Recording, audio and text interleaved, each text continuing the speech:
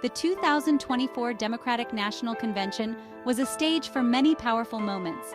As Minnesota Governor Tim Walz spoke about his family, his son Gus stood by his side, visibly moved. Gus wept openly, a testament to their strong bond.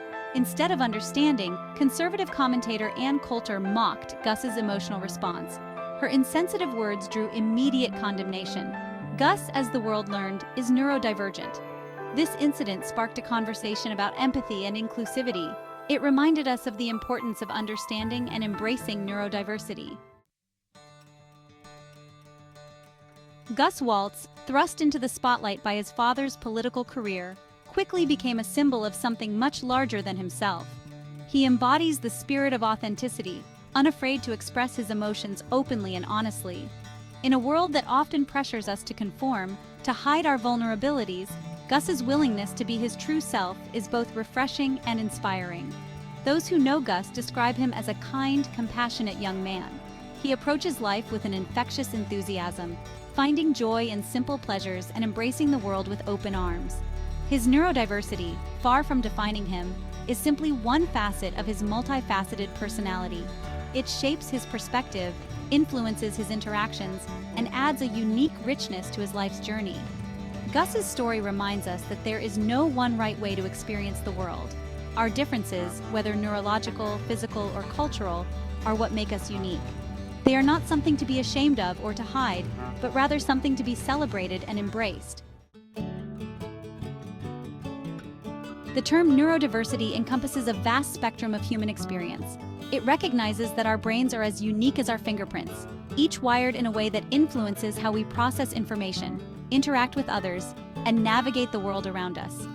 This diversity in neurological functioning is not a flaw or a disorder, but rather a natural variation of the human condition. Embracing neurodiversity means moving beyond the narrow confines of normal and appreciating the full spectrum of human potential.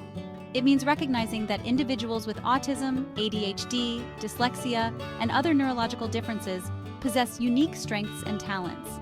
It means creating a world where everyone feels seen, heard, and valued for who they are, regardless of how their brains are wired. Creating a neurodiverse affirming society requires a multifaceted approach. It starts with education, challenging misconceptions, and fostering empathy and understanding. It means advocating for inclusive policies and practices that support the full participation of neurodivergent individuals in all aspects of life. And it requires celebrating the contributions of neurodivergent individuals, recognizing their unique perspectives and talents as valuable assets to our communities. Section 4. A chorus of empathy, public outrage, and support. The public reaction to Ann Coulter's tweet was swift and unambiguous. People from all walks of life condemned her words as cruel and insensitive. Social media was flooded with support for Gus Walz and his family. This highlighted the growing awareness of neurodiversity and the need for an inclusive society. It showed that hateful rhetoric will not be tolerated.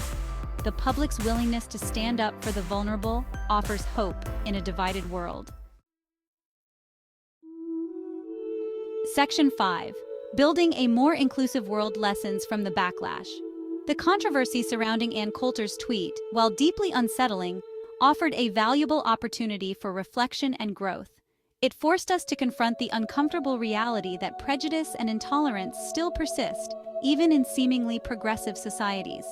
It highlighted the urgent need for greater awareness, education, and advocacy around neurodiversity. This incident served as a stark reminder that words have power.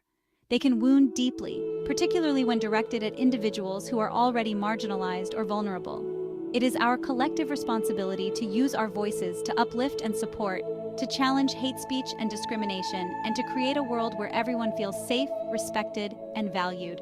Building a more inclusive world requires ongoing effort and commitment. It requires us to listen with open hearts, to educate ourselves about the experiences of others, and to challenge our own biases and assumptions. It requires us to embrace our shared humanity, recognizing that our differences, far from dividing us, are what make us strong.